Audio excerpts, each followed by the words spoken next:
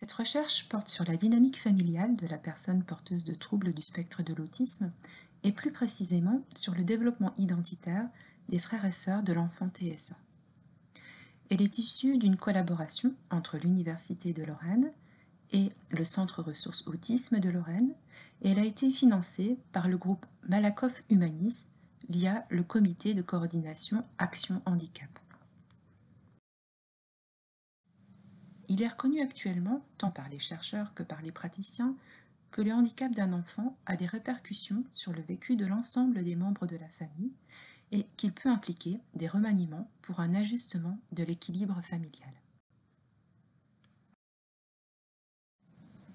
Le contexte spécifique de TSA apparaît comme étant générateur d'un stress parental majeur comparativement à d'autres types de handicap.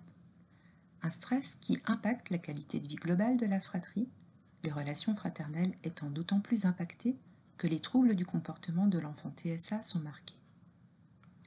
Aussi, la souffrance des parents, et plus particulièrement celle des frères et sœurs, est généralement tue, dissimulée, pour des raisons complexes, souvent par crainte pour les enfants d'attiser la souffrance parentale.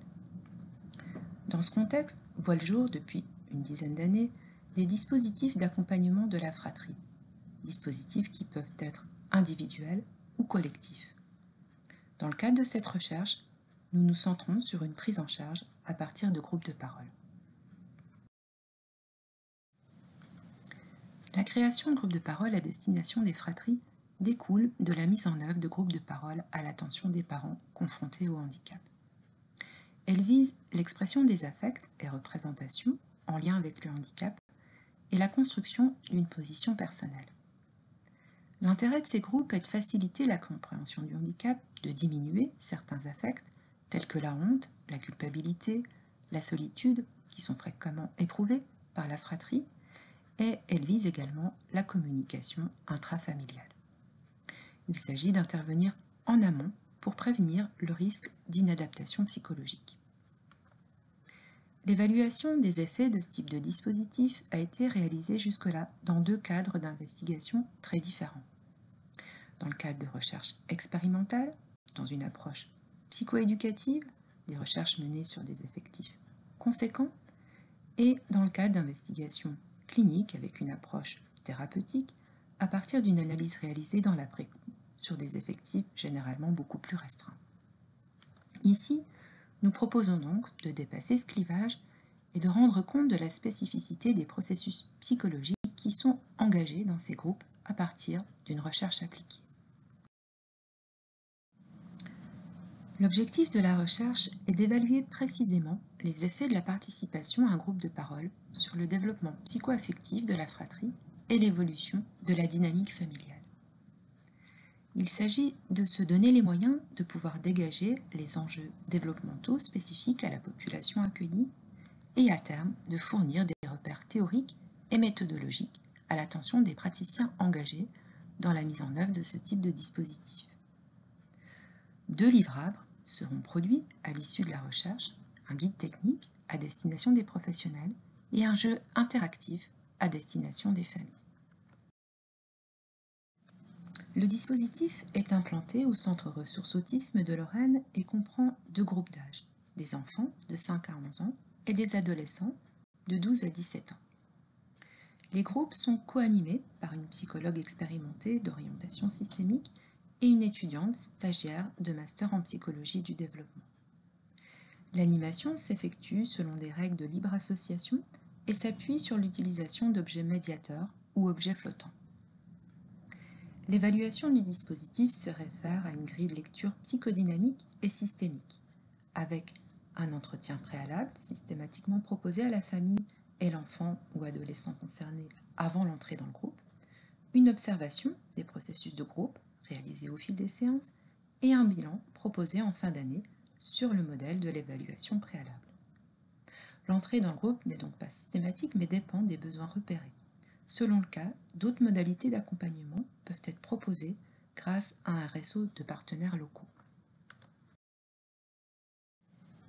Le dispositif a été mis en place sur une durée de 3 ans et a pu accueillir 9 enfants et 6 adolescents qui ont participé aux séances mensuelles sur une durée minimum de 1 an. Dans un souci d'adaptation des séances aux besoins spécifiques des participants, des outils divers ont été créés et seront présentés dans le cadre du guide technique à venir.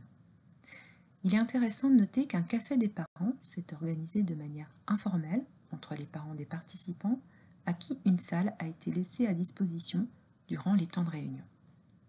Ces échanges se sont avérés très fructueux, même s'ils ne faisaient pas partie des objectifs initiaux de la recherche.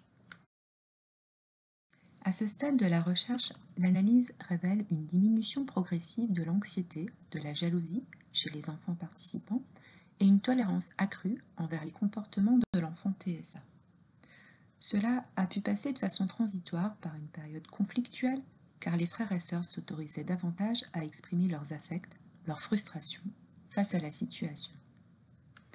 Chez les adolescents, c'est avant tout une prise d'autonomie qui est observée, même si une inquiétude demeure par rapport au devenir de l'enfant autiste.